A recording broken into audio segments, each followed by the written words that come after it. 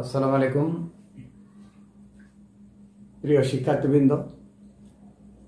কুষ্টিয়া সরকারি কলেজ হিসাব বিজ্ঞান বিভাগের পক্ষ থেকে আমাদের আজকে দ্বিতীয় ক্লাস। আমরা এর আগে প্রথম ক্লাসটি করেছি হিসাব সমীকরণ এবং প্রায়োগিক সমাধান। তারই আলোকে আজকে আমরা দ্বিতীয় ক্লাসটি করতে যাচ্ছি। তো এই দ্বিতীয় ক্লাসটিতে আমরা যে বিষয়গুলো নিয়ে আলোচনা করব সেটা হচ্ছে হিসাব সমীকরণ ও ডেবিট ক্রেডিট নির্ণয়ের সূত্র, লেনদেনের সারসংখ্যা প্রস্তুত, দ্বৈত সত্তা বিশ্লেষণ, লেনদেন শনাক্তকরণ, জাবেদা প্রস্তুতকরণ, খতিয়ান প্রস্তুতকরণ, অসমান্ত রেয়ামিল প্রস্তুতকরণ। আমি প্রফেসর মোহাম্মদ মঞ্জুরুর রহমান, বিভাগ প্রধান হিসাব বিজ্ঞান বিভাগ, কুষ্টিয়া সরকারি কলেজ কুষ্টিয়া। এই ক্লাসের ক্ষেত্রে একটা সীমাবদ্ধতা রয়েছে। আমরা সমাধান এবং কোশ্চেন পাশাপাশি রেখে এই এত বড় একটা বোর্ডে দেখানো সম্ভব না এবং দূর থেকে ভিডিও করলে এটা দেখা যায় না। এর জন্য আমাকে স্ক্রিনে চলে যেতে হচ্ছে, অর্থাৎ পাশাপাশি অঙ্ক এবং ছলের সমাধান কিভাবে করা যায় সেটা দেখাবো এবং ভিডিওটা একটু লম্বা হবে, ধৈর্য ধরে এটা প্র্যাকটিস করতে হবে। আমার কাছে মনে হচ্ছে এটা 45 মিনিটের 4টা ক্লাসকে একটা ক্লাসের ভিতরে নিয়ে আসা হয়েছে। আমার বিশ্বাস এতে উপকার হবে এবং এরপরে যদি কোনো রকম সমস্যা হয় সেটা ফেসবুক পেজের ওখানে কমেন্ট করলে সেই প্রশ্নের উত্তরটা আমি দিয়ে দেবো। তো আমরা চলে যাচ্ছি স্ক্রিনে।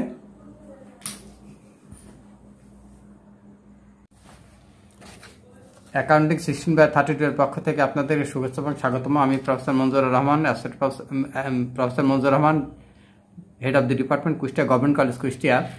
আমরা এর আগে হিসাব সমীকরণ এবং তার প্রায়োগিক দিকের বিষয়টি আলোচনা করেছি। আজকে আমাদের দ্বিতীয় ক্লাস, হিসাব সমীকরণ ও ডেবিট ক্রেডিট নির্ণয় সূত্রের মধ্যে সম্পর্ক। মৌলিক হিসাব সমীকরণটা ছিল সম্পদ সমান দায় প্লাস মালিকানা সত্ত্ব। আপনি আগের ভিডিওটা অবশ্যই দেখে নেবেন। আর এই মালিকানা সত্ত্বকে যদি সম্প্রসারিতকরণ করা যায় তাহলে সম্পদ প্লাস দায়, সম্পদ ইকুয়াল টু দায় প্লাস মালিকানা সত্ত্ব, মালিকের বিনিয়োগ মাইনাস উত্তোলন প্লাস আয় মাইনাস খরচ। তাহলে এর মধ্যে থেকে আমরা এই মালিকানা সত্ত্বটার 4টা উপাদান পেয়েছি: মালিকের বিনিয়োগ, উত্তোলন, আয় এবং খরচ। এখন এই উত্তোলন এবং খরচকে আমরা এই পাশে নিয়ে আসি, গণিত দিয়ে বুঝি। যারা সায়েন্সের ছাত্র এবং আর্টস থেকে এসেছেন তাদের জন্য এটা খুবই বোঝা জরুরি, কারণ ডেবিট ক্রেডিট দিয়ে অঙ্কের মধ্যে একটু জটিল হয়ে যায় ছাত্রদের বোঝার জন্য। এই খরচ এবং উত্তোলনকে আপনি পার্শ্ব পরিবর্তন করেন, তাহলে প্লাস সম্পদ প্লাস উত্তোলন প্লাস খরচ হয়ে যায়। আর এই পাশে থাকছে মালিকের বিনিয়োগ, আয় এবং দায়, মালিকের বিনিয়োগ এবং আয়, এগুলোকে আমরা মাইনাস চিহ্ন দিয়ে দিই। তাহলে এরা যোগ হবে হচ্ছে মাইনাস 20 টাকা মাইনাস 20 টাকা সমান মাইনাস, এই নিয়মে চলবে। আর এদের সাথে কমাতে হলে প্লাস করতে হবে, এইভাবে করতে হবে। এদের সাথে যদি আমি কমাই তাহলে এদের প্লাস করতে হবে, এরা চলবে এইভাবে। আর এদের সাথে বাড়লে, সম্পদ যদি বাড়ে বা উত্তোলন বা খরচ যদি বাড়ে তাহলে এদের সাথে যোগ করতে হলে বাড়লে যোগ করতে হবে, এদের জন্য এদের হিসাব আমাদের প্লাস করতে হবে। আর এদের যেহেতু মাইনাস চিহ্ন দেওয়া হয়েছে তাহলে এদের সাথে মাইনাস করতে হবে, মাইনাস দিয়ে যোগ হবে। দায়, মূলধন এবং আয় মাইনাস দিয়ে যোগ হবে, সম্পদ, উত্তোলন এবং খরচ প্লাস দিয়ে যোগ হবে। এবার সম্পদ, উত্তোলন এবং খরচ কমলে এরা মাইনাস হয়ে যাবে, কমলে মাইনাস, বাড়লে প্লাস। আর এরা কমলে, বাড়লে মাইনাস, কমলে প্লাস। ভালো করে লক্ষ্য করেন, সম্পদ, উত্তোলন, খরচ যদি বেড়ে যায় এর জন্য আপনাকে যোগ করতে হবে। এর জন্য এদের যেহেতু প্লাস সাইন আছে এদেরকে আপনি প্লাস চিহ্ন দেবেন। আর কমলে এরা মাইনাস হবে। আমি কি গণিত দিয়ে বুঝাচ্ছি, অ্যাকাউন্টিংয়ের কথা পরে আসছি। সম্পদ, উত্তোলন এবং খরচ যদি বেড়ে যায় প্লাস চিহ্ন দিয়ে যোগ করবেন, আর কমলে মাইনাস দিয়ে বিয়োগ করবেন। আর দায়, মূলধন এবং আয় যদি বেড়ে যায় আপনি মাইনাস চিহ্ন দিয়ে যোগ করবেন এবং কমলে প্লাস চিহ্ন দিয়ে যোগ করবেন।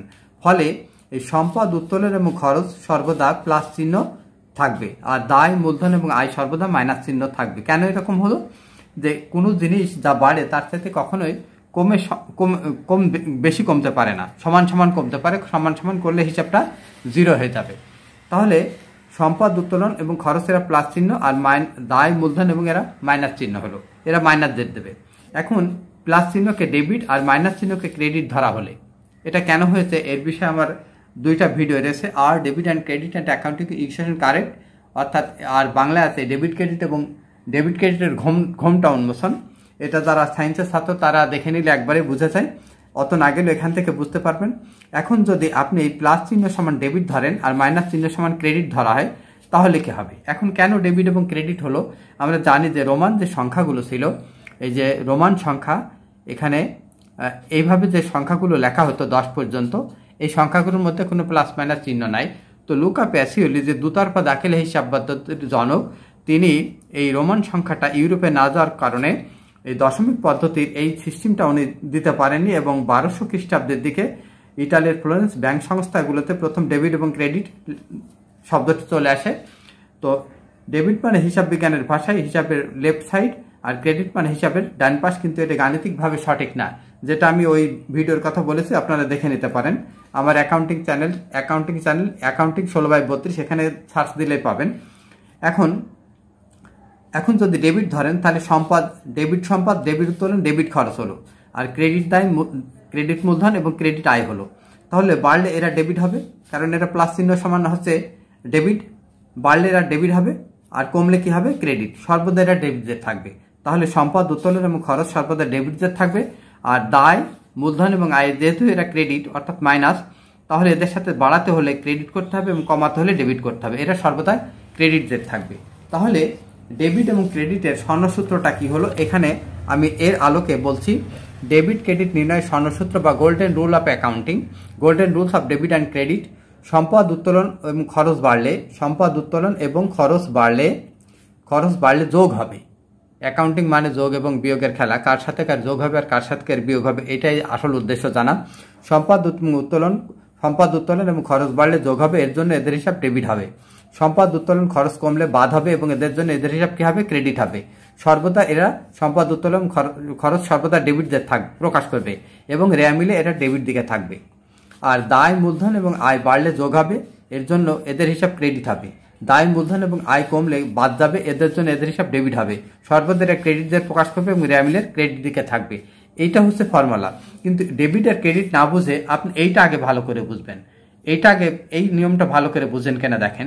এইটুকু যদি ভালো করে বুঝতে পারেন, তাহলে এইটাকে আপনি প্লাস এবং ডেবিট এবং ক্রেডিটের আলোকে বুঝবেন। প্লাস চিহ্ন সমান ডেবিট আর মাইনাস চিহ্ন সমান ক্রেডিট, এইভাবে বুঝবেন। কিন্তু লেখার সময় আপনি প্লাস মাইনাস চিহ্ন না দিয়ে বরং ডেবিট এবং ক্রেডিট দিয়ে বুঝবেন। এখন আমরা আসি, একটা অঙ্ক আমরা প্র্যাকটিস করব। তো প্র্যাকটিস করার আগে এখানে দেখেন অঙ্কটা, এখানে আপনাকে থামাতে হবে। আমি একটা একটা করে পড়ছি এবং পাশে দেখাই যাচ্ছি। এখানে দেখেন, এখানে আমি পাশাপাশি করে নিচ্ছি। তো এর আলোকে কি হয় দেখেন, এর আলোকে আমি একটু সরাই নিচ্ছি, দেখেন কি হয়। এখানে আমরা এর আলোকে কি ঘটনা ঘটে আগে দেখেন। মিস্টার রহিম অ্যান্ড সন্স নামে 2019 সালের 1 জানুয়ারি তারিখে 80,000 টাকা নগদ এবং 20,000 টাকার আসবাবপত্র নিয়ে কারবার আরম্ভ করে। জানুয়ারি মাসে তিনি নিম্নলিখিত লেনদেনগুলো সম্পাদন করে। এখন এই লেনদেন বলতে কি বোঝায়? দ্রব্য বা সেবার আদান প্রদানের মাধ্যমে ব্যক্তি বা প্রতিষ্ঠানের যদি আর্থিক অবস্থার পরিবর্তন ঘটে, তবে তাকে আমরা লেনদেন বলবো। দ্রব্য বা সেবার আদান প্রদানের মাধ্যমে ব্যক্তি বা প্রতিষ্ঠানের যদি আর্থিক অবস্থার পরিবর্তন ঘটে, তাহলে তাকে আমরা লেনদেন বলবো। তো এখন এটা একটা লেনদেন, এটা মূলধন নিয়ে এসেছে মালিক, তাহলে এইটাকে কি হবে? এটা এখানে নগদ টাকা বৃদ্ধি পাচ্ছে, নগদ সম্পদ বৃদ্ধি পাচ্ছে, সম্পদের হিসাব নগদ সম্পদ বৃদ্ধি পাচ্ছে। সম্পদের হিসাব কি হবে? সম্পদ বৃদ্ধি পেলে সম্পদের সাথে যোগ হবে, অর্থাৎ নগদের সাথে যোগ হবে। আর অফিস সরঞ্জাম বেড়ে যাচ্ছে, অফিস সম্পদ বৃদ্ধি, এটাও বেড়ে যাচ্ছে। অতএব এদের হিসাবটা কি হবে? ডেবিট হবে। এদের হিসাবও ডেবিট হবে। সম্পদ বাড়লে ডেবিট এবং সম্পদ বাড়লে ডেবিট, অতএব নগদ এবং অফিস সরঞ্জাম বেড়ে গেছে। অতএব এখানে আমরা লিখব নগদ হিসাব, আর এখানে লিখব অফিস সরঞ্জাম। এটাকে আমরা বলবো জাবেদা। অফিস সরঞ্জাম ডেবিট, আর এখানে মূলধন হিসাব ক্রেডিট। মালিকের মূলধন বাড়বে, মালিকের বিনিয়োগ বাড়বে, এখানে মূলধন হিসাব ক্রেডিট। এখানে মূলধন হিসাবটা হচ্ছে ক্রেডিট। আমি এইভাবে নিলে বোধহয় ভালো হয়। তো মূলধন হিসাব এখানে ক্রেডিট, আমি এইভাবে নিচ্ছি যাতে একটু বোঝা সুবিধা হয়। মূলধন হিসাব ক্রেডিট, তাহলে এটা জাবেদা হয়ে গেল। এখন জাবেদাটা হলো, এটা কেন করা হলো? এটা হচ্ছে আমরা খতিয়ানে যোগ বিয়োগ করবো। এবার দেখেন সোনালী ব্যাংকে 10,000 টাকা দিয়ে হিসাব খোলা হলো। এই লেনদেনটার ফলে ব্যাংকের হিসাবে টাকা বেড়ে যাবে এবং নগদ টাকা কমে যাবে। আপনি যখন ব্যক্তিগত জীবনে ব্যাংকে টাকা জমা দিতে যান, তখন পকেটে করে টাকা নিয়ে যান, ব্যাংকে জমা দিয়ে আসেন, অর্থাৎ ব্যাংক হিসাবে আপনার টাকা বেড়ে যায়, নগদে কমে যায়। তাহলে ব্যাংক একটা সম্পদ এবং নগদ একটা সম্পদ, তাহলে বাড়ছে কোন সম্পদ? সম্পদ ব্যাংকটা বেড়ে যাচ্ছে। তাহলে এখানে আমরা লিখব ব্যাংক হিসাব ডেবিট আর নগদান এখানে ক্রেডিট। হিসাব না লিখলেও চলবে, নগদান ক্রেডিট। আচ্ছা, এবার এটা আমাদের হয়ে গেল। এবার আসি আমরা অগ্রিম ভাড়া। 4 তারিখে অগ্রিম ভাড়া প্রদান করা হলো। এটা যখন কোনো জায়গাতে চুক্তি মোতাবেক কোনো কিছু ভাড়া নেওয়া হয় তখন অগ্রিম ভাড়া প্রথমে দিতে হয়, নইলে বাসার মালিকরা ভাড়া দেয় না। সাধারণত অগ্রিম ভাড়া প্রদান করা হলো। যখন আপনি ভাড়া 2 মাসে 3 মাসের দেবেন তখন সেটা অগ্রিম হবে। তো অগ্রিম ভাড়া দিলে এটা আপনার সম্পদ। অগ্রিম ভাড়াটা হচ্ছে সম্পদ বৃদ্ধি পাবে এবং নগদটা কমে যাবে। আপনার ব্যক্তিগত জীবনে এটা নিয়ে এই বিষয়টাকে আপনি ধরবেন। তাহলে এখানে অগ্রিম ভাড়া বেড়ে যাচ্ছে, এখানে অগ্রিম ভাড়ার সাথে যোগ হবে অগ্রিম ভাড়া ডেবিট আর নগদান ক্রেডিট। আমি ব্যাখ্যাটা লিখছি না, ব্যাখ্যাটা বর্তমানে খুব বেশি লেখার জরুরি না, জায়গাও কম। তাহলে অগ্রিম ভাড়াটা হয়ে গেল। এবার এখন দেখেন, মাসিক 5,000 টাকা বেতনের একজন কর্মচারী নিয়োগ করা হলো। আমি প্রথমে বলেছি যে লেনদেন কোনগুলো? লেনদেন হচ্ছে দ্রব্য বা সেবার আদান প্রদানের মাধ্যমে ব্যক্তি বা প্রতিষ্ঠানের যদি আর্থিক অবস্থার পরিবর্তন ঘটে তাহলে তাকে লেনদেন বলবো। এখানে আমরা কর্মচারী নিয়োগ দিয়েছি, এখনো তার সাথে আমাদের লেনদেন হয়নি, টাকার আদান প্রদান হয়নি, এই জন্য এটা লেনদেন না, হিসাবের খাতায় বসবে না। এবার 6 তারিখ আসেন, অফিস সরঞ্জাম নগদে ক্রয় 3,000 টাকা এবং বাকিতে ক্রয় 2,000 টাকা। এখানে অফিস সরঞ্জাম ধরেন আপনি কোনো টেবিল, চেয়ার, আলমারি এগুলো আপনি কিনে নিয়ে এসছেন, বুক সেলফ এগুলো আপনি কিনে নিয়েছেন, কম্পিউটার টেবিল এগুলো কিনে নিয়ে আসছেন। তো এখানে নগদে নিয়ে আসলেন 3,000 টাকা আর বাকিতে নিয়ে আসলেন 2,000 টাকা। যার কাছ থেকে বাকিতে কিনেছেন আপনি তাকে টাকা পরিশোধ করতে বাধ্য। তাহলে এই অফিস সরঞ্জাম মোট কত টাকার কিনলেন? তাহলে এখানে অফিস সরঞ্জাম বাড়বে, যোগ হবে অফিস সরঞ্জাম ডেবিট হবে কত টাকা? 5,000 টাকা। এটা কিন্তু 5,000 টাকা, এটা 5,000 টাকা মোট নগদে এবং বাকিতে মিলে 5,000 টাকা। এখন এখানে নগদে কত টাকা দিয়েছে? নগদ হ্রাস পেয়েছে 2,000 টাকা। তাহলে নগদ এখানে নগদান হ্রাস। আর ওই লোক টাকা পাবে যার কাছ থেকে, যে দোকান থেকে কিনেছেন ওই লোক টাকা পাবে, এটা দায়, প্রদেয় হিসাব দায়, এটা প্রদেয় হিসাব বৃদ্ধি পাবে, প্রদেয় হিসাব এখানে ক্রেডিট হবে। তো এইটা আমরা লিখবো না, এটা আমাদের মগজের মধ্যে থাকবে। এ পর্যন্ত আমাদের হয়ে গেল। এবার আসে 8 তারিখে এখানে 20,000 টাকার মাল ক্রয়ের অর্ডার দেওয়া হলো। এখানে 20,000 টাকার যে মাল ক্রয়ের অর্ডার দেওয়া হলো, এরপরে আমাদের টাকা যায়নি আসনি, এটা লেনদেন হয়নি, এটা লেনদেন না, হিসাবের খাতা আসবে না, কারণ এখানে অর্ডার দেওয়ার ফলে আমাদের চুক্তি হয়েছে কিন্তু লেনদেন হয়নি এখনো। এবার আসি 10 তারিখে সেবা আয় 5,000 টাকা, 50,000 টাকা, এর 40,000 টাকা নগদ এবং অবশিষ্ট বাকিতে। সেবা আয়, কাউকে সেবা দেওয়া হয়েছে, যেমন গাড়ি মেরামতের কারখানা থাকে এবং এরা সেবা দেয়, ডাক্তারের কাছে গেলে সেবা পাওয়া যায়, এই ধরনের সেবা যদি দেয় তাহলে এখানে নগদে পেয়েছে, নগদ সেবা দেওয়ার ফলে নগদ পাচ্ছে। যেমন আমি সরকারি চাকরি করছি, আমি জনগণকে সেবা দিচ্ছি, এর বিনিময়ে আমি টাকা পাচ্ছি, নগদ টাকা পেলাম 40,000। তাহলে এখানে নগদান 40,000 আর এখনো বাকি রয়েছে, আমরা যে সেবাটা দিয়েছি এর বিনিময়ে এখন আমরা টাকাটা পাবো। তাহলে এটাকে আমরা বলবো প্রাপ্য হিসাব, সম্পদ বৃদ্ধি, প্রাপ্য হিসাব এখনো এটা বাকি আছে, প্রাপ্য হিসাব সম্পদ বৃদ্ধি ডেবিট। আর এটাকে আমরা লিখবো সেবা আয় বৃদ্ধি 50,000 টাকা। এটা হয়ে গেল। এবার আমরা আসি 6 তারিখের বকেয়া। 6 তারিখের বকেয়া 1,000 টাকা পরিশোধ হলো, অবশিষ্ট পরে পরিশোধ 6 তারিখে। তাহলে 6 তারিখে আমাদের কত টাকা বাকি ছিল? এখানে 3,000 টাকা ছিল 6 তারিখে। 6 তারিখের 1,000 টাকা, 2,000 টাকা বাকি ছিল 6 তারিখে আমাদের। এখানে এটা নগদে হবে 3,000 আর এটা হবে 2,000। তো এখানে 2,000 টাকা বাকি ছিল। তো এই 2,000 টাকার আমাদের এখন 1,000 টাকা পরিশোধ করা হলো। তাহলে যে লোক আপনার কাছে টাকা পাবে তাকে প্রদেয় হিসাব বলা হবে, সেই টাকাটা আপনি পরিশোধ করে দিলেন। তাহলে প্রদেয় হিসাব দায় হ্রাস পাবে, এখানে প্রদেয় হিসাব দায় হ্রাস পাবে, দায় হ্রাস পাইলে কমে বাদ যাবে, এই জন্য প্রদেয় হিসাব ডেবিট আর নগদান এখানে ক্রেডিট। এবার আসি,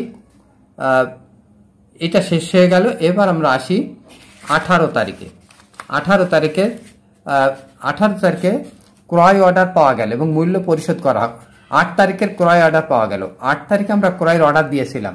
8 তারিখে, এই যে 8 তারিখটা আমি আরেকবার দেখাই নিচ্ছি। 8 তারিখে আমরা ক্রয়ের অর্ডার দিয়েছিলাম 20,000 টাকার মাল। এটা আমরা এই 8 তারিখের ক্রয়ের অর্ডার পাওয়া গেল এবং মূল্য পরিশোধ করা হলো। তার মানে অর্ডার দিয়েছিলাম, সেই মালটা এখন পেয়ে গেছি। তাহলে এখানে আমরা লিখব ক্রয়। আমাকে একটু সরাতে হচ্ছে, দুঃখিত। এখানে আমি লিখব ক্রয়। তাহলে এখানে এই মালটা হচ্ছে বিক্রির জন্য কেনা, এর জন্য ক্রয়, এটা খরচ হবে। এখানে ক্রয় হিসাব, ক্রয় খরচ বৃদ্ধি, ক্রয় হিসাব। আর কি হবে? নগদে কিনেছেন, নগদান এখানে ক্রেডিট হবে। অর্থাৎ খরচ বৃদ্ধি পাচ্ছে আর নগদান হ্রাস পাচ্ছে, খরচের সাথে যোগ হবে এবং নগদ থেকে বাদ যাবে। এবার আমরা আসি, 18 তারিখ হয়ে গেল। এবার আমরা আসি 19 তারিখের। মালিকের বাজার খরচ 2,000 টাকা, মেয়ের স্কুলের বেতন 3,000 টাকা, মেয়ের স্কুলের বেতন 3,000 টাকা, স্ত্রী শাড়ি ক্রয় 5,000 টাকা ব্যবসা থেকে দেওয়া হলো। এটা উত্তোলন হবে, এটা হবে উত্তোলন, এটা উত্তোলন। ব্যবসা থেকে মালিক যখন তার ব্যক্তিগত কোনো খরচ নির্বাহ করবে তখন সেটাকে আমরা বলবো উত্তোলন। ব্যবসা থেকে যখন মালিক টাকা, মালিকের ব্যক্তিগত কোনো খরচ নির্বাহ করা হবে তখন তাকে আমরা বলবো উত্তোলন। তাহলে এর পরিমাণ হচ্ছে 2,000, 3,000 আর 5,000, মোটের উপর 10,000 টাকা। এই পুরো টাকাটাই ব্যবসা থেকে দেওয়া হয়েছে। তাহলে এখানে উত্তোলন হিসাব বাড়বে, উত্তোলন বাড়লে উত্তোলনে যোগ হবে, আর নগদ টাকায় গেছে, এটা নগদান হ্রাস হবে। তাহলে উত্তোলন বৃদ্ধি ডেবিট, অর্থাৎ উত্তোলনে বৃদ্ধি পাইলে উত্তোলনে যোগ হবে, নগদ হ্রাস পেয়েছে, এখানে নগদ হ্রাস ক্রেডিট, অর্থাৎ সম্পদ হ্রাস ক্রেডিট। এবার দেখেন, মাল বিক্রয় করা হলো নগদে 25,000 টাকা এবং বাকিতে 10,000 টাকা। এখানে মাল বিক্রয়, তাহলে যাদের কাছে মাল বিক্রয় এটা আয় হচ্ছে। তাহলে এখানে আমার নগদে মাল বিক্রয় 20,000 টাকা, এখানে নগদান হিসাব না দিলেও চলবে। এখানে 25,000 টাকা। আর প্রাপ্য হিসাব সম্পদ বৃদ্ধি, প্রাপ্য হিসাব সম্পদ, চলতি সম্পদ, প্রাপ্য হিসাব সম্পদ বৃদ্ধি 10,000 টাকা। বিক্রয় আয় ক্রেডিট, অর্থাৎ আয় বৃদ্ধি পাইলে ক্রেডিট হবে। নগদ বৃদ্ধি পাইলে নগদের সাথে যোগ, প্রাপ্য হিসাব বৃদ্ধি পেয়েছে, প্রাপ্য হিসাব সম্পদ বৃদ্ধি যোগ হবে। বিক্রয় আয় বৃদ্ধি, এটা বিক্রয় আয় বৃদ্ধি পেয়েছে, আয়ের সাথে এখানে যোগ হবে 35,000 টাকা। এবার আমরা আসি 10 তারিখের পাওনার 8,000 টাকা পাওয়া গেল। 10 তারিখে আমাদের লেনদেনটা ছিল এইটা, আমি একটু দেখাই নিচ্ছি। সেবা আয় 50,000 টাকা, এর 40,000 টাকা নগদে, তাহলে বাকিতে ছিল কত? 10,000 টাকা। এই টাকার 8,000 টাকা আমরা পেলাম, অর্থাৎ যাদের কাছে বাকিতে মাল বিক্রি করছিলাম তাদের কাছ থেকে টাকাটা পেলাম। তাহলে এখানে আমার 8,000 টাকা পাওয়া যাচ্ছে। প্রাপ্য হিসাব, এখানে নগদান বৃদ্ধি পাবে আর প্রাপ্য হিসাব কমবে। নগদান কি হবে আর প্রাপ্য হিসাব নগদান কি হবে? বেড়ে যাবে। আর প্রাপ্য হিসাব সম্পদ বৃদ্ধি পাবে, সম্পদ হ্রাস পেয়েছে 8,000 টাকা। এবার হলো, এটা হয়ে গেল 25 তারিখে। 15,000 টাকা অতিরিক্ত মূলধন সরবরাহ করেছেন। 15,000 টাকা মূলধন সরবরাহ করেছেন। এখানে আমরা এই মূলধন সরবরাহ যখন করেছে প্রথমে, তখন নগদান ডেবিট আর মূলধন হিসাব ক্রেডিট, নগদে দিয়েছে, ওই একই জার্নাল হবে, নগদান সাথে যোগ হবে আর মূলধনের সাথে যোগ হবে। তাহলে নগদান আর মূলধন, এটা আগেও করেছি, নগদান আর মূলধন, অর্থাৎ নগদে যোগ হবে আর মূলধনে বাদ যাবে। নগদ সম্পদ বৃদ্ধি পেয়েছে, সম্পদ বৃদ্ধি পাইলে ডেবিট, আর মূলধন বৃদ্ধি পেয়েছে, মূলধন হিসাব ক্রেডিট। এবার আমরা আসি, আয়কর 5,000 টাকা, বাজার খরচ 1,000 টাকা, মেয়ের পোশাক বাবদ 2,000 টাকা ব্যক্তিগত তহবিল থেকে দেওয়া হলো। এই ব্যক্তিগত তহবিল থেকে দিয়েছে, এটা ব্যক্তিগত তহবিল থেকে দিয়েছে, এটা কারবারের সাথে সম্পর্কযুক্ত না, অতএব এটা এখানে আসবে না। এবার কর্মচারীর বেতন দেওয়া হলো, টাকা নেই। তাহলে আপনি এখানে কত টাকা কর্মচারীর বেতনের জন্য নিয়োগ দিয়েছিলেন? এখানে দেখেন, মাসিক 5,000 টাকা বেতনে একজন কর্মচারী নিয়োগ দেওয়া হলো। যেহেতু 5 তারিখে বেতন কর্মচারী নিয়োগ দেওয়া হয়েছে, এখন তার মাস চলে গেছে, আমরা পুরো টাকাটাই তাকে দিয়ে দিচ্ছি। তাহলে এখানে আমরা খরচ প্রদান করছি, খরচ প্রদান করলে বেতন খরচ বাবদ টাকাটা দিচ্ছি, বেতন খরচ ডেবিট, আর নগদে টাকাটা দিচ্ছি, নগদান এখানে হ্রাস পাবে, অর্থাৎ খরচের সাথে যোগ হবে এবং নগদে হ্রাস পাবে। যে কোনো ধরনের খরচ যদি প্রদান করা হয়, খরচের সাথে যোগ হয়, নগদের সাথে বাদ যায়। 21 তারিখের বিক্রয় চুক্তি মোতাবেক আরিফ অ্যান্ড সন্সকে মাল সরবরাহ করা হলো। এবং মূল্য পাওয়া গেল। 21 তারিখটা দেখেন, আরিফ অ্যান্ড সন্সের সাথে 20,000 টাকার মাল বিক্রয় চুক্তি করা হয়েছে। এটা লেনদেন না, কিন্তু ওটা চুক্তি হয়েছে। সেই মালটা তাকে দিয়ে দেওয়া হলো এবং তার কাছ থেকে টাকাটা নেওয়া হলো। তাহলে এখানে বাড়বে নগদ টাকা আর বিক্রয় আয়। এখানে বাড়বে নগদ টাকা, নগদান এখানে বাড়বে, নগদান আর কি হবে, বিক্রয় আয়। এবার আমাদের জাবেদা শেষ হলো। জাবেদা শেষ হওয়ার পর আমরা যে কাজটা করব, এখানে আমাদের কতটি হিসাব হবে, এখানে আমাকে একটু এখানে দেখেন নগদ 1 নম্বর হিসাব, অফিস সরঞ্জাম এটা 2, এখানে আমাদের অফিস সরঞ্জাম 2 আর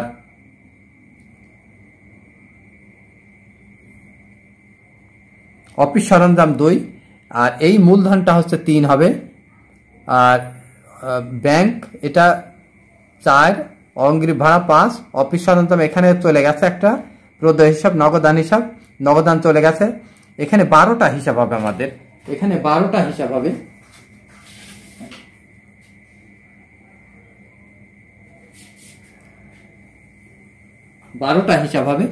আমরা 12টা এখানে দেখিয়েছি। এখানে 1 2 সিরিয়াল করে দেখে আপনি করে নেবেন। 1 2 3 এটা হচ্ছে ব্যাংক হিসাবটা হচ্ছে এটা 4 হবে। আর অগ্রিম ভাড়াটা হচ্ছে 5, আর এটা হয়ে গেছে নগদান চলে গেছে প্রদেয় হিসাব এটা 6, আর নগদান প্রাপ্য হিসাব এটা 7, সেবা আয় 8, আর ক্রয় খরচ 9, আর উত্তোলন হচ্ছে 10, আর বিক্রয় আয় 11, এখানে আমাদের ব্যাংক 1, অফিস সরঞ্জাম প্রাপ্য হিসাব, অগ্রিম ভাড়া প্রদেয় হিসাব 6, এখানে 5টা সম্পদ হবে। আর মূলধন হিসাব 7 হবে, এটা আমার ভুল হয়েছে, মূলধন হিসাবটা 7 নম্বর হবে, কাটাটা ভুল হলো। আমি আবারও দেখাচ্ছি গোড়া থেকে আপনাদের। 12টা হিসাব হবে। এখানে দেখেন এই তালিকা থেকে আসছি, এই তালিকাটা এখন লম্বা হয়ে গেছে, এটা আপনি খাতা করে দেখে নেবেন। 1 নম্বর হচ্ছে সম্পদ কয়টা, সম্পদ হচ্ছে নগদ একটা হয়েছে, তারপরে ব্যাংক হিসাব একটা হয়েছে, অফিস সরঞ্জাম একটা, প্রাপ্য হিসাব একটা, অগ্রিম ভাড়া একটা, সম্পদ হবে 5টা, দায় হচ্ছে প্রদেয় হিসাব, মূলধন হচ্ছে 7 নম্বর, উত্তোলন হচ্ছে 8 নম্বর, আর 9 নম্বর আয় হচ্ছে সেবা আয়, 10 হচ্ছে বিক্রয় আয়, খরচ হচ্ছে ক্রয় খরচ এবং বেতন খরচ। এই 12টা হিসাব হবে, মূলধনটা হচ্ছে 7। তাহলে এখানে আমরা আরেকবার লিখি 1 2, এটা 7 নম্বর হিসাব মূলধনটা, আর এই ব্যাংক হিসাবটা আমরা 3 নম্বর লিখি, আর অগ্রিম ভাড়াটাকে আমরা 5 নম্বর লিখি। এখানে আমি উল্টাপাল্টা করে লিখছি। 5 নগদান প্রদেয় হিসাব এটা 6, প্রদেয় হিসাব 6, আর মূলধন 7 চলে গেছে। আর এখানে আমরা উত্তোলনকে 8 লিখছি, আর আমরা সেবা আয় 9, সেবা আয় হচ্ছে 9, আর 10 হচ্ছে বিক্রয় হিসাব, আর 11 হচ্ছে ক্রয়, আর 12 হচ্ছে বেতন খরচ। এই 12টা হিসাব হবে।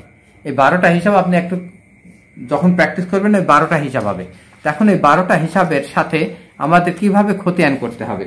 তো খতিয়ান যদি করতে হয়, এবার আমি আসছি খতিয়ান কিভাবে করতে হবে, কারণ অনেকগুলো ফ্যাক্টর এখানে রয়েছে। এখানে খতিয়ান কিভাবে করতে হবে, এবার এখানে দেখেন, এখানে একটা বিশাল ব্যাপার, কারণ এত বড় অঙ্ক যেটা সামাল দেওয়া একটা জটিল ব্যাপার। এখানে আমি একটু এই জায়গাটা দেখেন, এটাকে আমাকে অঙ্কের সাথে সম্পর্ক না রাখলেও হবে। এবার এখানে দেখেন আমি কি করি, নগদান হিসাব আপনি এরকম ঘর কেটে নেবেন,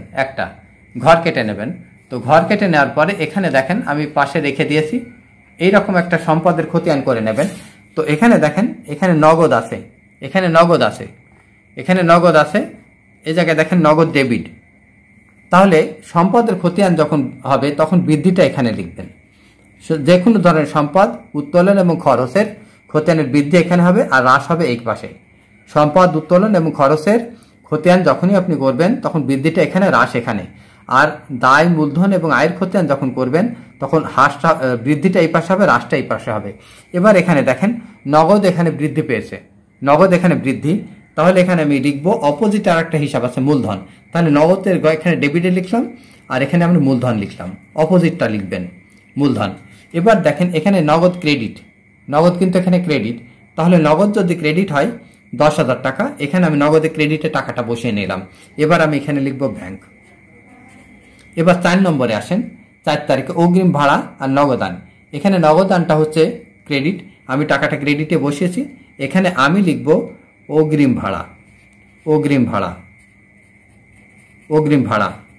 6 তারিখে আসেন, অফিস সরঞ্জাম নগদান, এখানে 3,000 টাকা নগদে আছে, তাহলে এখানে আমি 3,000 টাকা ক্রেডিটে বসিয়ে দিয়েছি, এখানে লিখব অফিস সরঞ্জাম, অফিস সরঞ্জাম, অফিস সরঞ্জাম। এবার 10 তারিখে আসেন, 10 তারিখে নগদান ডেবিট এবং প্রাপ্য হিসাব সেবায়। 10 তারিখে নগদান ডেবিট, এখানে ডেবিটে টাকাটা বসিয়েছি, আর এখানে আমি লিখব 10 তারিখে এখানে সেবায়, সেবায়। দেখেন ডেবিট আর ডেবিট, এখানে ডেবিট আর ক্রেডিট বিয়োগ হচ্ছে, হিসাব বিজ্ঞানে ডেবিট আর ক্রেডিট বিয়োগ হয় সবসময়, আর ডেবিট ডেবিট যোগ হয়, ক্রেডিট ক্রেডিট যোগ হয়। ভালো করে শুনে রাখেন, হিসাব বিজ্ঞানে ডেবিট ডেবিট যোগ হয়, সম্পদ উত্তোলন এবং খরচগুলো ডেবিট ডেবিট যোগ হয়, ডেবিট ডেবিট যোগ আর ক্রেডিট ডেবিট ক্রেডিট বিয়োগ, ক্রেডিট ক্রেডিট যোগ, ক্রেডিট ক্রেডিট যোগ, ডেবিট ডেবিট যোগ। কারণ আমরা জানি প্লাসে প্লাসে প্লাস, প্লাসে প্লাসে প্লাস, আর মাইনাস মাইনাসে প্লাস, মাইনাস মাইনাসে প্লাস হয়ে যাবে, এখানে কিন্তু এখানে প্লাস হবে, এটা মাইনাস হবে, অর্থাৎ ক্রেডিট ক্রেডিট এটা সমান ক্রেডিট ক্রেডিট যোগ আর ডেবিট ডেবিট যোগ। এবার আসি আমরা 10-এর পরে 15 তারিখে।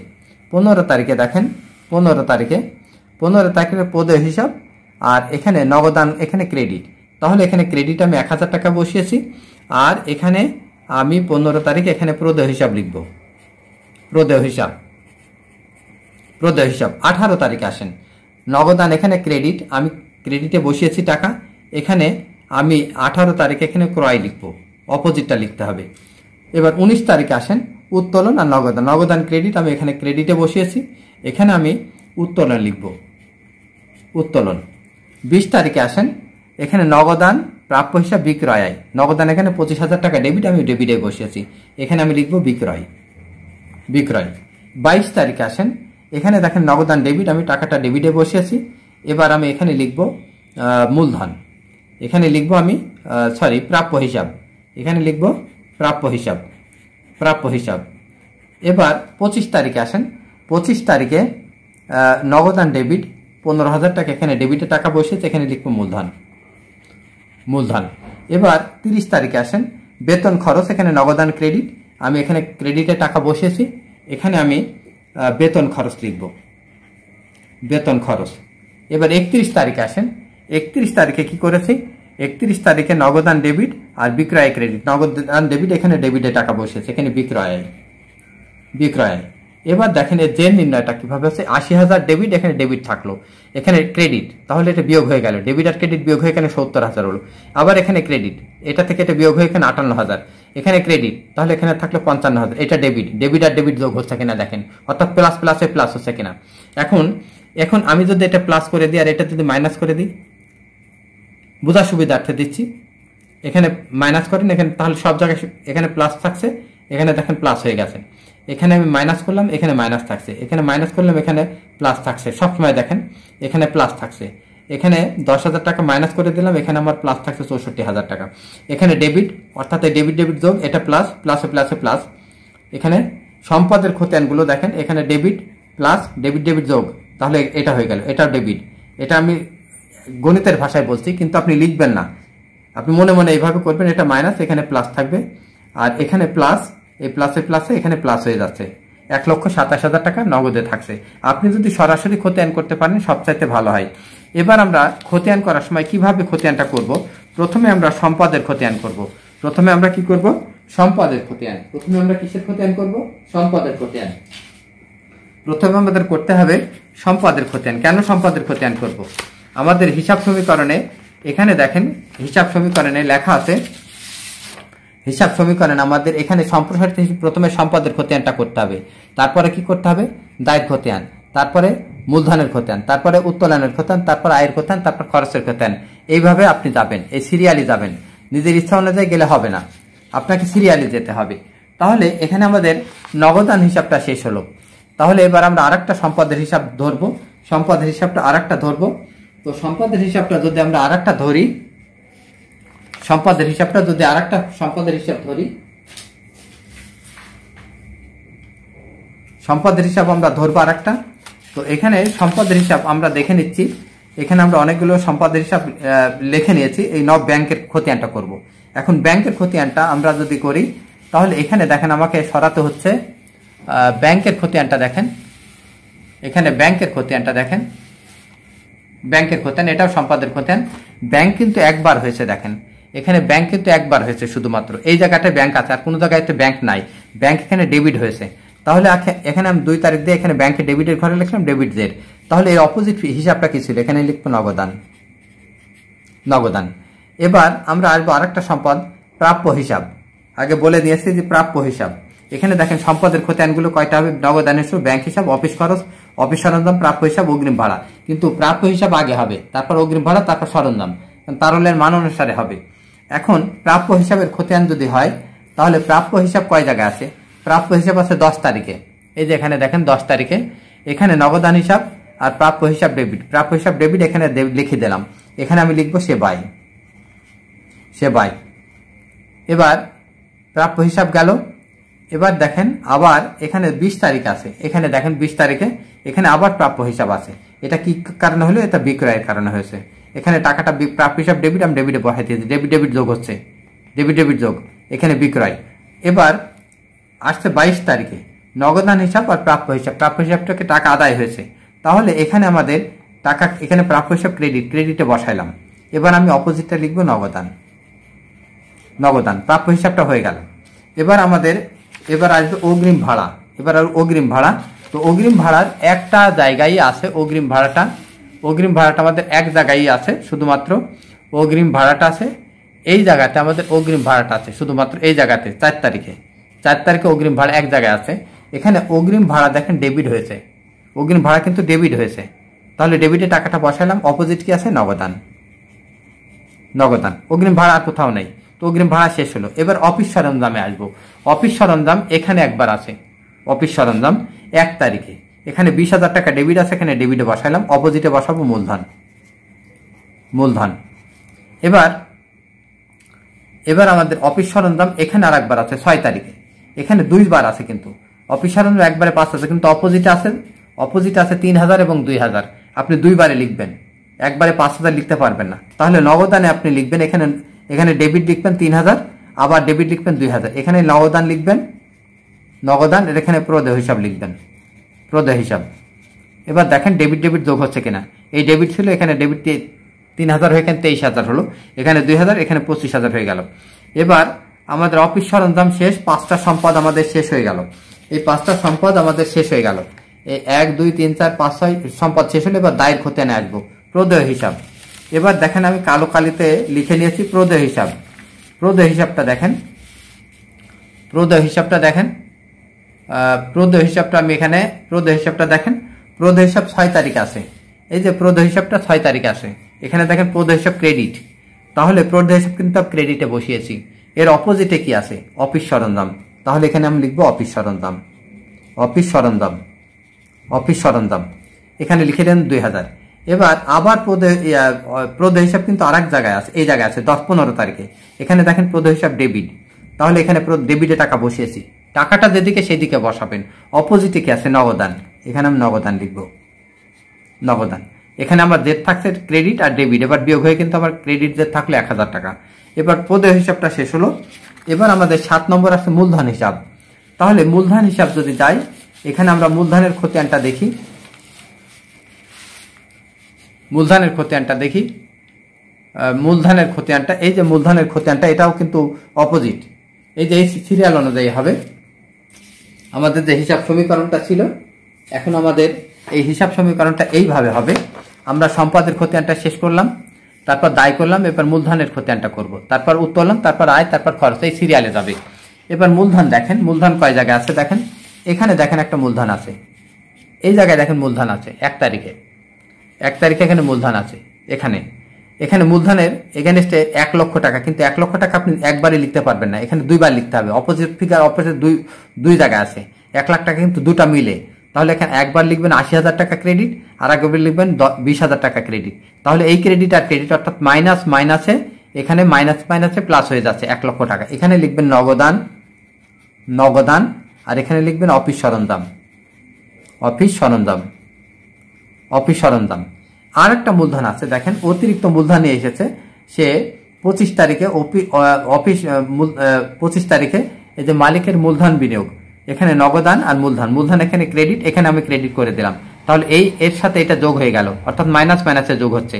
1,15,000 টাকা ক্রেডিট দের, এখানে আমি লিখবো মূলধন, সরি এখানে লিখবো আমি নগদান, নগদান। তাহলে মূলধন শেষ হলো। এরপরে আমরা আসবো উত্তোলনের খতিয়ান, এরপরে আমরা আসবো উত্তোলনের খতিয়ান। তো উত্তোলনের খতিয়ান এখানে দেখেন উত্তোলনের খতিয়ান রয়ে গেছে। উত্তোলন কোন জায়গায় করেছে? এক জায়গায় করেছে। এখানে উত্তোলন, এখানে একটা জায়গাতে উত্তোলন আছে, এখানে একটা জায়গাতেও শুধু উত্তোলন আছে। এখানে আমাদের উত্তোলন আছে 19 তারিখে, 19 তারিখে আমাদের উত্তোলন।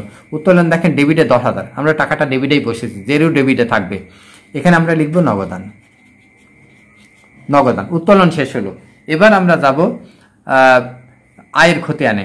তো আয় আমাদের দুইটা আছে, এখানে আয় আমাদের দুইটা আছে, সেবা আয় আর বিক্রয় আয়। তো সেবা আয় আর বিক্রয় আয় কোন জায়গায় আছে দেখে আসি। এখানে দেখেন সেবা আয় এবং বিক্রয় আয়, সেবা আয় এবং বিক্রয় আয়, সেবা আয়, এই যে সেবা আয়, এখানে সেবা আয় কোন কোন জায়গায় আছে? এখানে সেবা আয় আছে, দেখেন এই জায়গাটায় সেবা আয় আছে, এই জায়গাটায় সেবা আয় আছে। নগদান আর প্রাপ্য হিসাব কিন্তু সেবায় 50,000 টাকা। একবারে আপনি 50,000 লিখতে পারবেন না, দুইবারে লিখতে হবে আপনাকে, কারণ এই 50,000 এখানে দুটো অ্যামাউন্ট আছে। একবার লিখবেন 40,000 আর একবার লিখবেন 10,000। এখানে যেহেতু ক্রেডিট 50,000, এই ক্রেডিট পাশে আপনি 50,000 লিখবেন, কিন্তু এখানে লিখবেন নগদান, নগদান, এখানে লিখবেন প্রাপ্য হিসাব, প্রাপ্য হিসাব। তাহলে এখানে দেখেন আয় যেহেতু ক্রেডিট যোগ হবে, আয় যেহেতু ক্রেডিট যোগ, এই ক্রেডিটের সাথে যোগ হয়ে এখানে 10,000 যোগ হলে এখানে 50,000 হয়ে গেল। এবার আসেন বিক্রয়, বিক্রয়ের খতিয়ান, কারণ এখানে আমাদের দুটো আয় ছিল, বিক্রয় আর সেবা। এবার বিক্রয় আসেন, বিক্রয়ের খতিয়ানে দেখেন বিক্রয় আমাদের 20 তারিখে ছিল, এখানে বিক্রয় একটা 20 তারিখে আছে। তাহলে এর এগেনস্ট থেকে দুইটা টাকা, এই 35,000 কিন্তু বিক্রয় ক্রেডিট একবারে বসাবেন না, এই দুটো মিলে হবে। তাহলে একবার বসাবেন 25,000 আর একবার বসাবেন 10,000, এই দুটো মিলে 35,000। তাহলে এর এগেনস্টে দুইটা হিসাব আছে, একটা নগদান, নগদান, আর একটা আছে প্রাপ্য হিসাব, প্রাপ্য হিসাব। তাহলে এখানে এটা এই ক্রেডিট যোগ হয়ে যাচ্ছে। এবার এখানে আরেকটা বিক্রয় আছে, দেখেন এই জায়গায় আরেকটা বিক্রয় আছে, এখানে দেখেন এর এগেনস্টে 20,000 টাকা বিক্রয় ক্রেডিটে, তাহলে এই ক্রেডিট যোগ হচ্ছে, এখানে আমি লিখবো নগদান, নগদান। তাহলে আয়ের খতিয়ান আমাদের শেষ হলো। এবার আমাদের খরচের খতিয়ানে আসতে হবে। তো খরচের খতিয়ানে যদি আসি, খরচ আমাদের কয়টা আছে? ক্রয় এবং বেতন খরচ, ক্রয় এবং বেতন খরচ। এবার দেখেন ক্রয় এবং বেতন খরচ। তাহলে ক্রয়টা কোন জায়গায় আছে? দেখেন ক্রয় এখানে আছে, ক্রয় আমাদের আছে এই যে এখানে, ক্রয় এখানে এই যে 18 তারিখে আমাদের ক্রয় আছে। তাহলে ক্রয় এখানে ডেবিট, আমরা ডেবিট জের করলাম। এর এগেনস্টে কি আছে? নগদান, নগদান। ক্রয় শেষ, আর কোনো জায়গায় নেই।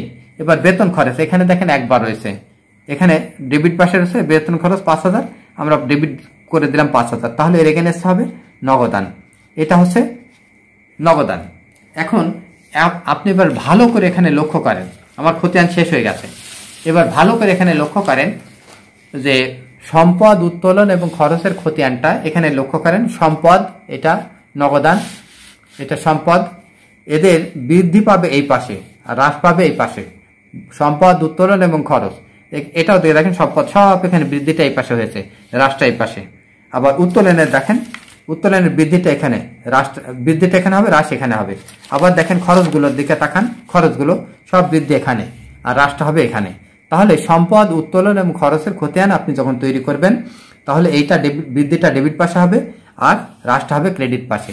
এখন দায়, মূলধন এবং আয়, দায়, মূলধন এবং আয়, এখানে আপনি দেখতে পাচ্ছেন নিশ্চয়ই, এটা দায়, মূলধন, আয়, এই দুটো আয়। এবার দায়ের বৃদ্ধিটা দেখেন, দায়, মূলধন এবং আয়, এদের বৃদ্ধিটা এই ক্রেডিট দিকে আর হ্রাসটা হচ্ছে ডেবিট দিকে, অপোজিট, কিন্তু এরা সর্বদা ডেবিট থাকবে। এখন এই জাবেদা বলতে কি বোঝায়? জাবেদা আমরা যে করলাম এটা কি? জাবেদাটা হচ্ছে যে লেনদেনগুলোর দ্বৈত সত্তা বিশ্লেষণ করেছি আমরা, এগুলো দ্বৈত সত্তা বিশ্লেষণ বলে। লেনদেনগুলো আমরা দ্বৈত সত্তায় বিশ্লেষণ করে প্রাথমিকভাবে এই লেনদেনগুলো যে বইতে লেখা হয় সেই বইটার নাম হচ্ছে জাবেদা। অর্থাৎ লেনদেনগুলো দ্বৈত সত্তা বিশ্লেষণ করার পর যে বইতে প্রাথমিকভাবে লেখা হয়, সেই লেখার জন্য যে এন্ট্রি দেওয়া হয় সেই প্রাথমিক বইতে যে এন্ট্রিটা দেওয়া হয় সেইটাকে বলে জাবেদা। এটা কেন করা হলো? এটা আমরা খতিয়ানের লেনদেনগুলোর ফলাফল যোগ বিয়োগ করব, এর প্রমাণ রাখার জন্য জাবেদাটা করা হয়। এখন আমরা খতিয়ানে আসি। খতিয়ানটা কি? যে লেনদেনগুলো আমরা এখানে অনেকগুলো লেনদেন হয়েছে কিন্তু আমরা খুঁজে খুঁজে বের করলাম কত? 12টা। তাহলে সমজাতীয় লেনদেনগুলো যখন একটা পৃথক শিরোনাম দিয়েছে আমরা, সমজাতীয় লেনদেন, নগদান অনেকগুলো হয়েছে, এখানে অনেকগুলো লেনদেন হয়েছে, কিন্তু নগদানের এই সমজাতীয় লেনদেন, এই একটা ব্যাংক হিসাব, প্রাপ্য হিসাব, অগ্রিম ভাড়া, অফিস সরঞ্জাম, প্রদেয় হিসাব, উত্তোলন, মূলধন, এই সমজাতীয় লেনদেনগুলো একটা পৃথক শিরোনামে একত্রিত করা হলে সেইগুলোকে আমরা বলবো হিসাব। তাহলে খতিয়ান কি? সমজাতীয় লেনদেনগুলো একই স্থানে একত্রিত করাকে, যেখানে একত্রিত করা হয় সেটাকে বলে খতিয়ান। আর সমজাতীয় লেনদেনগুলো যে শিরোনামে হিসাবভুক্ত করা হয় তাকে বলে হিসাব। তাহলে এই ধাপটায় আসি। এবার আমরা ধাপ বলতে কি বোঝাই? কোন ধাপটা কি? এবার আপনি একটুখানি লক্ষ্য করেন, এখানে দেখেন হিসাব চক্র, হিসাবকালে হিসাব চক্রের ধারাবাহিক আবর্তনকে হিসাব চক্র বলে। হিসাবকালে হিসাব চক্রের ধারাবাহিক আবর্তনকে হিসাব চক্র বলে। হিসাব চক্রের ধাপসমূহ হিসাবকালে শুরু থেকে শেষ পর্যন্ত হিসাব প্রক্রিয়াতে 9টি ধাপ অনুসরণ করা হয়, তার নিম্নে একটি ছকের মাধ্যমে প্রদর্শন করা হলো। হিসাবকাল সাধারণত 4 ধরনের হয়ে থাকে। জানুয়ারির 1 থেকে জানুয়ারির 31 তারিখ 1 মাসের জন্য হতে পারে, জানুয়ারি 1 থেকে 31 মাস 3 মাসের জন্য হতে পারে, এটা 3 মাসের জন্য হতে পারে, এটা 6 মাসের জন্য হতে পারে, জানুয়ারি থেকে এটা ডিসেম্বর, এটা 12 মাসের জন্য হতে পারে। তো এখানে এর প্রথম কাজটা কি? শুরু থেকে শেষ পর্যন্ত হবে লেনদেন শনাক্ত করা। আমরা এই যে অঙ্কটা করেছি, আমরা লেনদেন কোনটার লেনদেন না সেটা আমরা শনাক্ত করেছি। এখানে দেখেন কোনটা লেনদেন আর কোনটা লেনদেন না সেগুলো আমরা শনাক্ত করেছি। এই লাল কালিগুলো লেনদেন না, এগুলো লেনদেন না। আমি লাল কালিগুলো এই ক্রস মেরে দিয়েছি।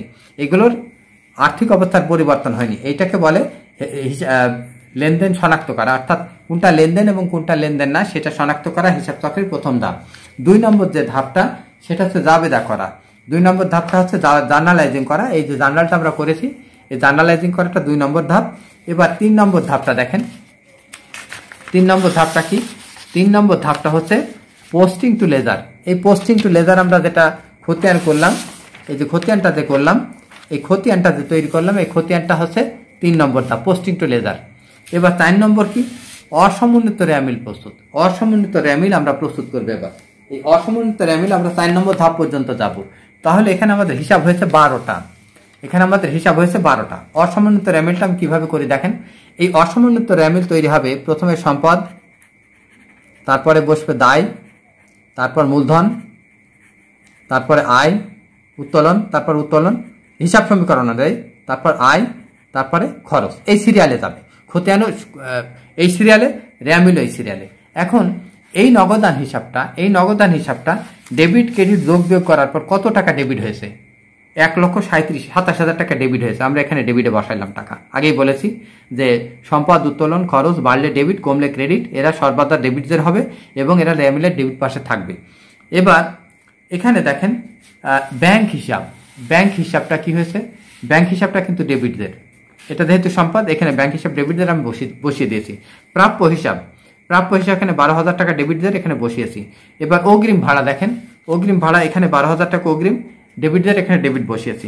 এবার অফিস সরঞ্জাম দেখেন, অফিস সরঞ্জাম এখানে ডেবিটদের, ডেবিট পাশে বসিয়েছি। তাহলে এইগুলো হচ্ছে সম্পদ, এইগুলো কিন্তু সম্পদ, এটা সম্পদ হলো সম্পদ।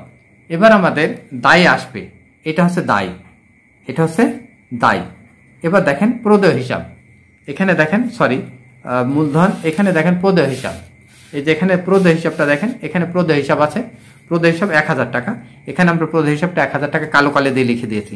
এবার মূলধনে আসেন। এবার দেখেন মূলধন আমাদের এখানে, মূলধন 1,15,000 টাকা ক্রেডিটদের, এখানে মূলধন আমরা ক্রেডিট পাশে বসিয়ে দিয়েছি। এবার আমাদের বসাতে হবে উত্তোলনটা দেখেন, উত্তোলনটা আমাদের এখানে ডেবিটদের, আমরা এখানে ডেবিট পাশে বসিয়ে দিলাম। এবার আমাদের আসবে উত্তোলন গেল, তাহলে এখানে মূলধন, সম্পদ, দায়, মূলধন, আর এখানে যাচ্ছে উত্তোলন। আর এবার দেখবে আয়, আর এই দুটো হচ্ছে আয়, আর এই দুটো হচ্ছে খরচ।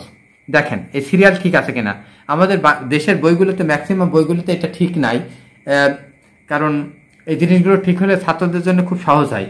এবার আমরা আয়ে আসবো, আয়ের খতিয়ানে আসবো। উত্তোলন চলে গেছে। এবার আমাদের আয়ের খতিয়ান, এখানে দেখেন আয়ের খতিয়ানটা দুইটা আছে, একটা হচ্ছে সেবা আয় আর একটা হচ্ছে বিক্রয় আয়। তাহলে সেবা আয় এখানে 50,000 টাকা আর বিক্রয় ক্রেডিট এখানে 50,000 টাকা বসে গেছে। দেখেন কালো কালো এগুলো তিনটি উপাদান, এখানে দায় মূলধন এবং আয় ক্রেডিট পাশে, আর সম্পদ উত্তোলন এবং খরচ আছে ডেবিট পাশে। এবার খরচের খতিয়ানে আসেন। এবার খরচের খতিয়ানে এখানে দেখেন দুইটা খরচ আছে, ক্রয় এবং বেতন খরচ, ক্রয় এবং বেতন খরচ, ক্রয় এবং বেতন খরচ এখানে আমরা ডেবিট পাশে বসে দিচ্ছি। তাহলে র্যামিলের ডেবিট দিকে কি থাকছে? র্যামিলের ডেবিট দিকে থাকে সম্পদ উত্তোলন এবং খরচ, সম্পদ উত্তোলন এবং খরচ, আর ক্রেডিট দিকে থাকছে দায় মূলধন এবং আয়। এখন যদি আমরা এ থেকে আয় বিবরণী প্রস্তুত করে তাহলে এইটুকু আমরা নিয়ে নেব, এইটুকু আমরা আয় বিবরণীতে বসাবো, দিয়ে মাথার উপরে লিখে দেবো আয় বিবরণী, এইটুকু তৈরি হবে আয় বিবরণীতে। আর মালিকানা সত্ত্ব বিবরণী তৈরি হলে এইটুকু যাবে মালিকানা সত্ত্ব বিবরণীতে, মালিকানা সত্ত্ব বিবরণী। আর এখান থেকে আমাদের লাভ কত টাকা হলো? এখানে 1,05,000 আর এখানে 25,000 টাকা বাদ দিলে আমাদের 80,000 টাকা কিন্তু এখানে নিট লাভ, 80,000 টাকা কিন্তু আমাদের নিট লাভ, কারণ এই আয় থেকে খরচ বাদ দিলে আমাদের 80,000 টাকা নিট লাভ। তাহলে মালিক পাবে কত? 1,15,000 থেকে 10,000 বাদ দেন, 1,05,000 এখানে মালিক পাবে 1,85,000 টাকা। তাহলে আমার এখন সম্পদের দায় থাকছে কি? 1 লক্ষ, এই 1,000 এর 1,85,000, 1,86,000 এর পাশে যোগ করলে 1,86,000 হবে। এর যোগফল 1,86,000, আবার এইটা আর এইটা যোগফল 1,86,000। তাহলে এরকম সাজানো থাকলে আমাদের সুবিধা হবে। এখন এই র্যামিল কাকে বলে? এই যে আমরা র্যামিল তৈরি করলাম, এই র্যামিলটা কি? এই র্যামিলটা হিসাব চক্রের এই ধাপটা, হিসাব চক্রের অসমন্বিত র্যামিল, এই ধাপটা আমরা তৈরি করলাম। এই পর্যন্ত এসেছে আমরা, এটা করছি আনঅ্যাডজাস্টেড বা অসমন্বিত র্যামিল, এটা অসমন্বিত র্যামিল 4 নম্বর ধাপটা। তাহলে এই র্যামিলটা কি? র্যামিলের সংজ্ঞাটা কি? হিসাব ও হিসাব জেরের তালিকা। এই যে র্যামিলটা, এই র্যামিলটা দেখছেন না, এটা হিসাব, এগুলো হিসাব, আর এর একটা জেরের তালিকা, এগুলো হিসাব এবং তাদের জের, হিসাব ও হিসাব জেরের তালিকাকে কি বলে? র্যামিল বলে। এখন এটা কত নম্বর ধাপ? অসমন্বিত র্যামিলটা হিসাব চক্রের 4 নম্বর ধাপ। এটা কেন তৈরি করা হয়? এটা আর্থিক বিবরণী প্রস্তুত সহজ করার জন্য তৈরি করা হয়। এটা কোথায় কিভাবে বসবে? সম্পদ উত্তোলন এবং খরচগুলো ডেবিট পাশে, আর সম্পদ উত্তোলন এবং খরচগুলো ডেবিট পাশে, যেটা বারবার বলেছি, আর দায় মূলধন এবং আয় বসবে ক্রেডিট পাশে। এটা কেন প্রস্তুত করা হয়? আর্থিক বিবরণী প্রস্তুত সহজ করার জন্য, এটা গাণিতিক শুদ্ধতা যাচাইয়ের জন্য করা হয়। এই উত্তরটা বাতিল হয়ে গেছে। এখন আমরা আসবো আরেকটা জিনিস, সেটা হচ্ছে লেনদেনের সারসংক্ষেপ। লেনদেনের সারসংক্ষেপ। এবার আমরা লেনদেনের সারসংক্ষেপ তৈরি করব, অর্থাৎ সামারি অফ ট্রানজাকশন, হিসাব সমীকরণ। তো হিসাব সমীকরণ করার সময় আপনি এইরকম একটা ঘর কেটে নেবেন, এরকম একটা ঘর কেটে নেবেন, কারণ অঙ্কটা আমি বলেছি 4টা ক্লাসকে আমি একসাথে করেছি। এরকম একটা ঘর কাটবেন আপনি, ঠিক এরকম একটা ঘর কাটবেন। তো এরকম একটা ঘর কাটার পর কেন কাটবেন? এখানে দেখেন সম্পদ, দায় এবং মালিকানা সত্ত্ব, এটাকে সম্প্রসারণ করা হয়েছে এইভাবে। এখন আমরা এই লেনদেনগুলো কিভাবে এই হিসাব সমীকরণের উপর প্রভাব ফেলে সেটা আমরা দেখব। এবার এই লেনদেনগুলো দেখেন, আমি আস্তে আস্তে সরাবো এবং আস্তে আস্তে দেখতে হবে, কারণ কিছুই করা নাই। এটা 20 পাতার 10-15 পাতার অঙ্ক। 19 সালের 1 জানুয়ারি 80,000 টাকা নগদ এবং 20,000 টাকার আসবাবপত্র নিয়ে কারবার শুরু করলেন। তাহলে এখানে কারবার শুরু করলেন, এটা আমরা করে নিয়েছি আগে। এখানে কারবার শুরু করলেন, এখানে দেখেন আমরা এখানে করে নিয়েছি। তো কারবার শুরু করলেন, এখানে নগদ বৃদ্ধি পেয়েছে 20,000 টাকা, আর আসবাবপত্র অফিস সরঞ্জাম বৃদ্ধি পেয়েছে 20,000 টাকা, নগদ বৃদ্ধি পেয়েছে 80,000 টাকা, আর অফিস সরঞ্জাম বৃদ্ধি পেয়েছে 20,000 টাকা, আর মূলধন বৃদ্ধি পেয়েছে 1,000 টাকা। তাহলে নগদ এখানে যোগ হবে, জাস্ট খতিয়ানের অংশ, খতিয়ানটা আমি আগে করে নিয়েছি। নগদ বৃদ্ধি পাবে 20,000, আর অফিস সরঞ্জাম বৃদ্ধি পাবে, নগদ 80,000, অফিস সরঞ্জাম 20,000, আর মূলধন বাড়বে 1 লক্ষ টাকা। মূলধন বাড়লো 1 লক্ষ টাকা, যেটা আমরা খতিয়ানে করেছি। এবার 2 তারিখে আসেন। 2 তারিখে ব্যাংক এবং নগদান, ব্যাংক বেড়েছে, নগদ কমেছে। তাহলে এখানে ব্যাংকে যোগ করেন 10,000 টাকা, ব্যাংকে 10,000 টাকা যোগ করেন, আর নগদে বাদ দেবেন 10,000 টাকা, নগদে বাদ দেবেন 10,000 টাকা। 4 তারিখে আসেন। 4 তারিখে দেখেন অগ্রিম ভাড়া বেড়েছে, অগ্রিম ভাড়া, আর নগদ কমেছে। তাহলে অগ্রিম ভাড়ায় এখানে যোগ হবে 12,000 টাকা, আর নগদ কমেছে, এখানে নগদে বাদ যাবে 12,000 টাকা, 12,000 টাকা। এবার 6 তারিখ, অফিস সরঞ্জাম বেড়েছে, নগদ হ্রাস পেয়েছে এবং প্রদেয় হিসাব বৃদ্ধি পেয়েছে। অফিস সরঞ্জাম বৃদ্ধি হচ্ছে 5,000 টাকা, এখানে আমি 5,000 টাকা লিখব। আর নগদ হ্রাস পেয়েছে 3,000 টাকা, নগদে আমি বাদ দেবো 3,000 টাকা। আর প্রদেয় হিসাব বেড়ে গেছে, প্রদেয় হিসাব বেড়ে গেছে 2,000 টাকা, তাহলে আমি প্রদেয় হিসাবে এখানে 2,000 টাকা যোগ লিখে দিলাম। এটা জাবেদার সাথে এই হিসাব সমীকরণের গন্ডগোল আছে, ওখানে ডেবিট ক্রেডিট আর এখানে প্লাস মাইনাস, ফলে আমি এই জন্য গণিত দিয়ে বুঝিয়েছি। এখানে কিন্তু আপনি প্লাস মাইনাস এখানে কিন্তু মাইনাস ব্যবহার করে এসেছি, কিন্তু এখানে তারা প্লাস চিহ্ন দিয়েছে, এটা ভুল, এবং এই ভুলের ব্যাপারে আমি আগে আপনাদেরকে বলেছি। এবার 10 তারিখে আসেন। 10 তারিখে দেখেন এখানে কি হয়েছে, নগদ বৃদ্ধি পেয়েছে, প্রাপ্য হিসাব বৃদ্ধি পেয়েছে, আয় বৃদ্ধি পেয়েছে। তাহলে নগদ এখানে বৃদ্ধি পেয়েছে 40,000 টাকা, নগদ 40,000 টাকা। আর প্রাপ্য হিসাব বৃদ্ধি পেয়েছে 10,000 টাকা, প্রাপ্য হিসাব বৃদ্ধি পেয়েছে 10,000 টাকা। আর সেবা আয় বেড়েছে, তাহলে আয় বাড়লে আয়ের সাথে আমার এখানে আয়ের সাথে যোগ হবে 50,000 টাকা। এই যে আয়ের সাথে আমার যোগ হবে 50,000 টাকা, আয়ের সাথে যোগ হবে 50,000 টাকা। এবার আসি, আয়ের সাথে যোগ হবে 50,000 টাকা। এবার আমরা আসি, আমাদের 10 তারিখ হয়ে গেছে। এবার আমরা আসবো এইটাই। এখানে দেখেন 10 তারিখের পরে 15 তারিখ প্রদেয় হিসাব হ্রাস পেয়েছে আর নগদ হ্রাস পেয়েছে, তাহলে দুই জায়গায় কিন্তু মাইনাস হবে। এখানে প্রদেয় হিসাবে এখানে নগদ হ্রাস পেয়েছে 1,000 টাকা, আর প্রদেয় হিসাবে এখানে হ্রাস পেয়েছে 1,000 টাকা, এখানে মাইনাস হয়ে গেল। কিন্তু এখানে আমি ওখানে কিন্তু আবেদন বলেছে এটা প্লাস, এটা কিন্তু মাইনাস হওয়ার কথা ছিল, এটা প্লাস দিলে ভালো হতো, কিন্তু এটা গাণিতিকভাবে সঠিক না। এবার 18 তারিখ আসেন, এখানে খরচ বেড়ে গেছে, ক্রয় বেড়ে গেছে, খরচ বেড়েছে আর নগদ হ্রাস পেয়েছে। এবার দেখেন কি করে, এখানে এই খরচটাকে কিন্তু মাইনাস দিয়ে যোগ করছে সে। এবার খরচটাকে এখানে মাইনাস, কিন্তু এখানে কিন্তু খরচের মান কিন্তু মাইনাস, তাহলে এর সাথে যোগ করতে হলে এখানে মাইনাস হবে। এই ভুলটাই আমি ধরেছি, এখানে মাইনাস হবে 20,000 টাকা আর নগদে এখানে মাইনাস হবে 20,000 টাকা। 18 তারিখ। এবার 19 তারিখে আসেন। 19 তারিখে দেখেন, 19 তারিখে উত্তোলন বৃদ্ধি পেয়েছে, নগদ হ্রাস পেয়েছে। উত্তোলন বৃদ্ধি এবং নগদ হ্রাস, উত্তোলনে আমি এখানে মাইনাস দেবো, মাইনাস দেবো কারণ এর মান আছে মাইনাস, এখানে মাইনাস দিয়ে যোগ হবে, কারণ ওর সাথে উল্টো, এটা ভুল আর কি। এটা 10,000 টাকা উত্তোলনে মাইনাস দিয়ে যোগ হবে, খরচ এবং উত্তোলন এখানে মাইনাস দিয়ে যাবে, কিন্তু ওখানে যাবেন ওইভাবে বুঝবেন, এর সাথে ওটা মিলাতে গেলে ভুল হবে। এবার এখানে উত্তোলন আর মাইনাস হবে 15,000 টাকা, 10,000 টাকা। এবার 20 তারিখে আসেন। 20 তারিখে নগদ, 20 তারিখে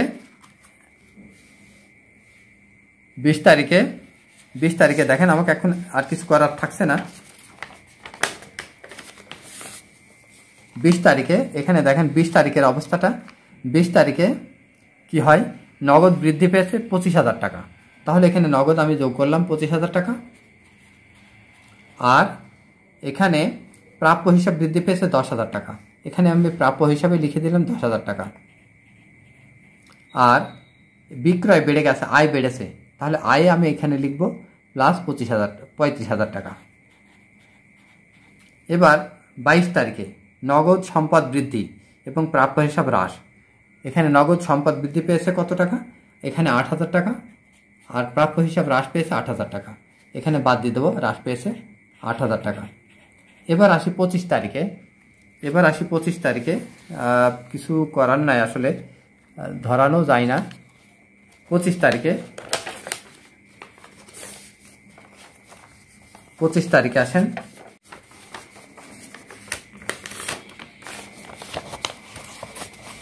25 তারিখ এখান থেকে ধরবেন না, উপরে টুকু বাদ দেবেন, এখন হয়ে গেছে।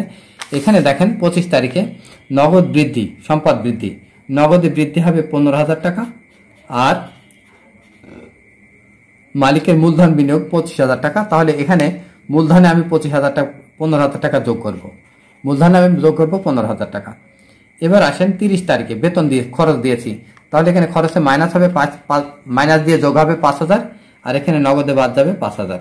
এবার 31 তারিখে আমরা মাল সরবরাহ করেছি, নগদে বিক্রি করেছি, তাহলে বিক্রয়ের সাথে আমাদের যোগ হবে, আয়ের সাথে যোগ হবে 20,000 টাকা, আর এখানে নগদের সাথে যোগ হবে, নগদ বৃদ্ধি পেয়েছে 20,000 টাকা। তাহলে আমাদের লেনদেন কিন্তু শেষ হয়ে গেল। এখন আমরা যোগ বিয়োগ করব। তো যোগ বিয়োগ করলে আমাদের এখানে দেখেন খরচের যোগফল এখানে মাইনাস হবে 25,000, এটা করলে আমাদের 1,05,000, এটা 10,000, এটা 1,15,000, আর এটা হবে মাইনাস, এটা প্লাস মাইনাস করলে 1,86,000, যেটা আগে বলেছি। আবার এই পাশে যোগ বিয়োগ করলে আমাদের এই অ্যামাউন্টগুলো আসবে, তাহলে এখন প্রুফ হয়ে গেল। এখন আমরা যে কাজটা করব সেটা হচ্ছে এই অঙ্কটাকে যদি আপনাকে আয়ত্তে আনতে হয় আপনাকে মিনিমাম 5 থেকে 7 বার বা 10 বার যদি আপনি প্র্যাকটিস করতে পারেন তাহলে সবচেয়ে সুবিধা হয়। অঙ্কটা আমি শেষবারের মতো এখানে আরেকবার রেখে দিচ্ছি, আপনি চাইলে যদি ইনবক্স করেন তাহলে অঙ্কটা আমি আপনাকে দিয়ে দেব।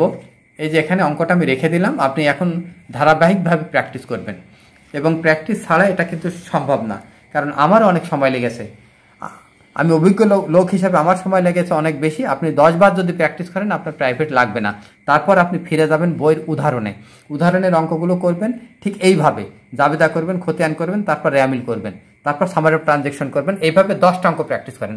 ভালো থাকেন, সুস্থ থাকেন। আর যদি বুঝতে কোনো সমস্যা হয় তাহলে আমার ওই কমেন্ট বক্সে কমেন্ট করে জানাবেন।